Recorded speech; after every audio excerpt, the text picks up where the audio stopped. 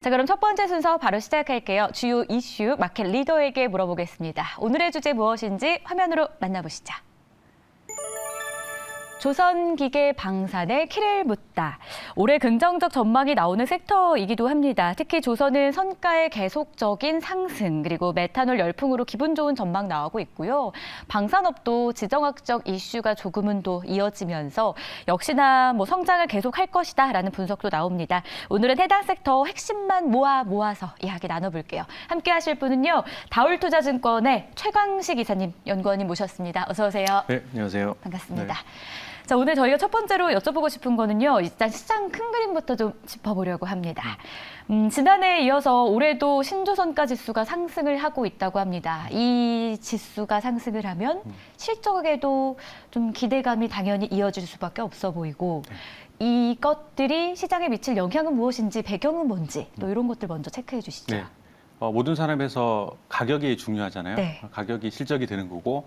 근데 우리는 지금 성과가 오른 게 2년 후, 3년 후에 잡힙니다. 그래서 2, 3년 후에 실적이 아주 좋을 거다라는 신호고, 성과는 2021년 3분기부터 올랐어요. 네. 이 물량들이 올해부터 근조가 들어갑니다. 그래서 여태 2년 동안 올랐던 거를 이번 1분기부터 보게 되고요. 또 지금 성과 올라가고 있는 거는 또 2년 후에 보게 되고. 그래서 올해부터는 조선주는 실적을 확인해 가면서 주가 레벨을 좀 올려갈 수 있는 그런 국면으로 들어가고 있다. 이해하시면 될 것 같아요. 네.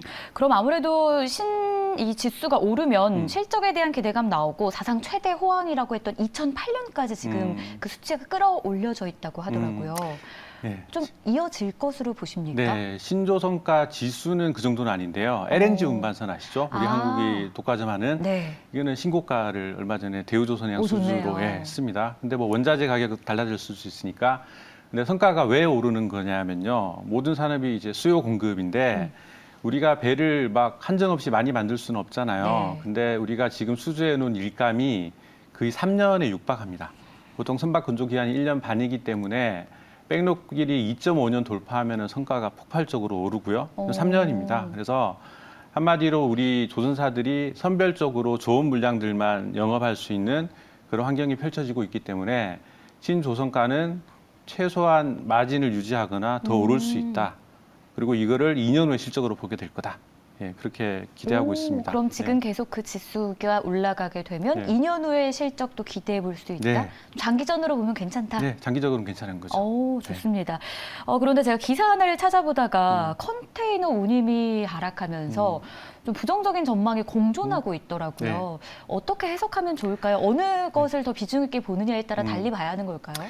우리가 여러 가지 선종을 만들거든요. 네. 이제 LNG 운반선이 매출의 절반일 거예요. 그리고 어느 시대에는 컨테이너가 많고 어느 시대에는 탱커가 많고 LPG 운반선도 있고, 컨테이너는 지난 2년 동안 2007년 좋았던 시절 기억나시죠? 네. 그때보다 훨씬 더 많이 나왔어요. 그래서 어쩔 수 없이 발주가 줄어들 수밖에 없습니다. 그래서 그런 부분들을 걱정하시는 건데, 그 자리를 탱커나 LPG나 다른 선종이 메우면 돼요. 근데 컨테이너를 첨언을 드리면, 아까 메탄올 얘기하셨지만 작년, 재작년 그렇게 발주가 많이 나왔는데도 또 발주는 나오고 있어요. 예, 왜냐하면 우리 해운업도 CO2를 줄여 나가야 되고 CO2 규제에 맞춘 이중 연료 엔진 선박들 발주를 계속 교체 발주를 하고 있거든요. 그래서 컨테이너도 완전 망친 건 아니다. 어느 정도 우리는 꾸준히 받을 거다. 그럼 최근에 나온 기사는 너무 겉면만 보고 썼다라고 사실은 볼까요? 사실이요. 줄기는 줍니다. 네. 근데 시장에서는 운임이 다 빠지고 하니까 빵이 될 거야라고 생각했는데, 그래도 규제 때문에 많이 돈을 벌어뒀기 때문에 선사들이 발주는 그래도 좀 줄지만 나오기는 꾸준히 나오는 건 거죠. 네. 그러면은 이 말씀하신 환경 규제가 최근에 좀 더 강화되지 않았습니까? 저도 정확한 이름을 이번에 기사 보면 알았는데 IMO 국제해사기구라고 하잖아요.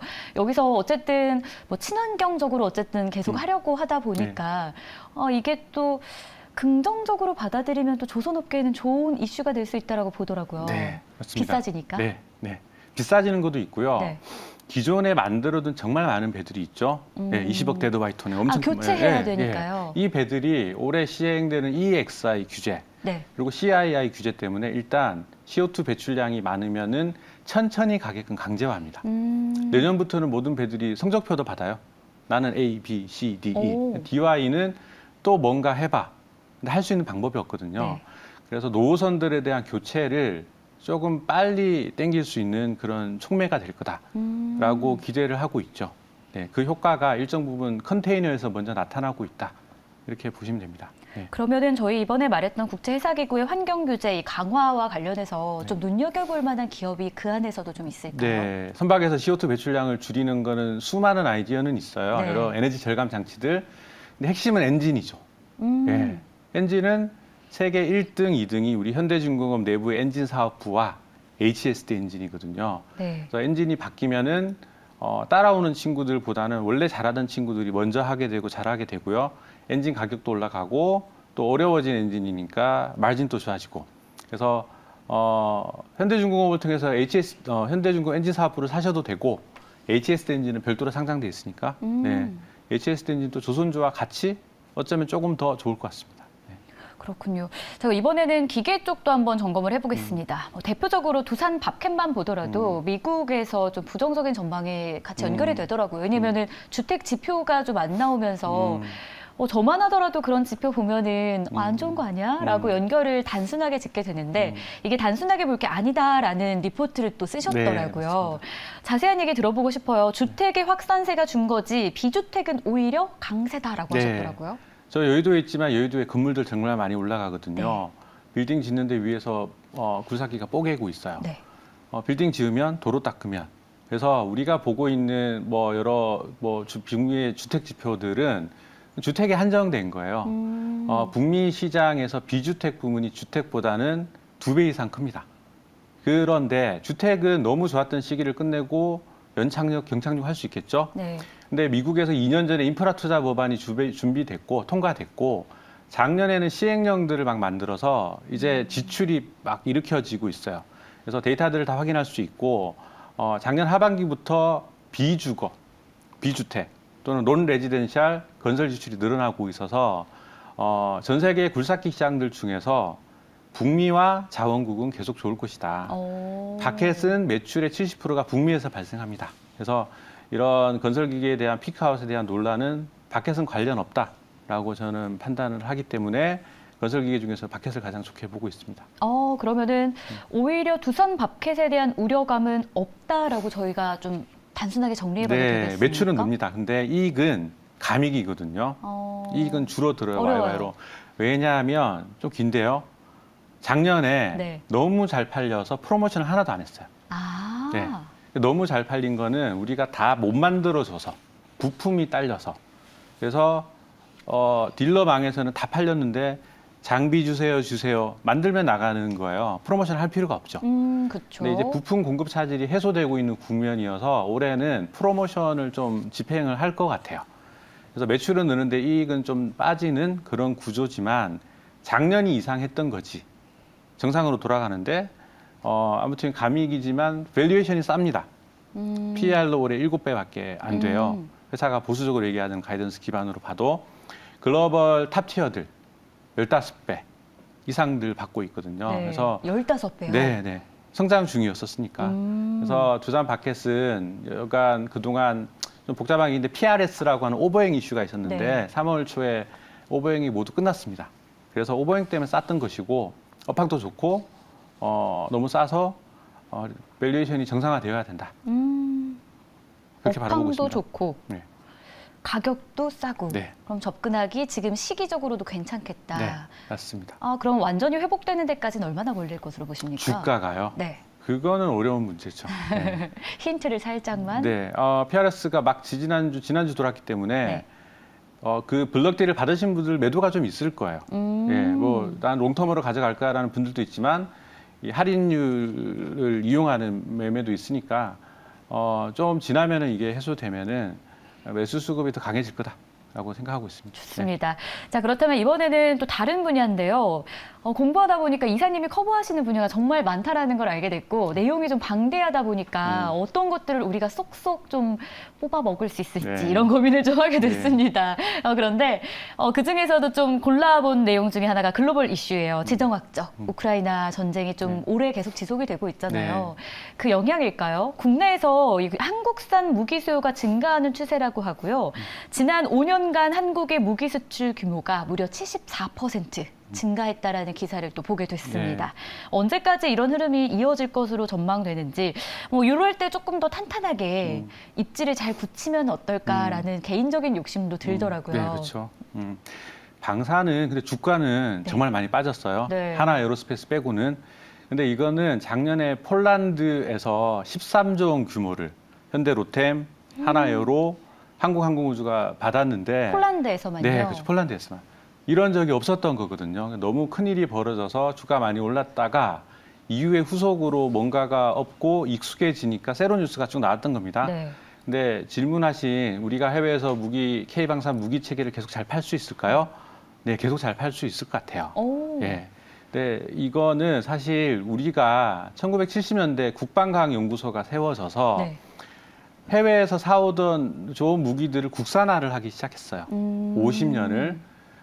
LED에 계시는 연구원분들 고생 많이 하셨고 정말 훌륭하시고 근데 국산화를 하다가 보니까 이 무기들이 해외에서 봐도 괜찮은 것들이 나오기 시작하는 거죠. K9 자주포, 우리 T-50 훈련기, FA-50 공격기, 천무.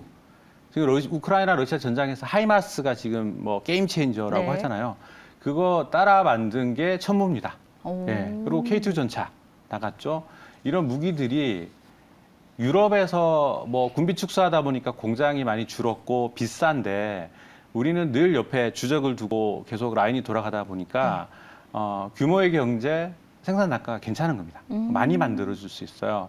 그런 부분에서 관심을 받고 있고 사실 폴란드 전쟁이 아니어도 이미 K9이나 T-50, FA-50 같은 전투기들은 여기저기 잘 팔려왔었습니다. 너무 큰일이 벌어진 거예요.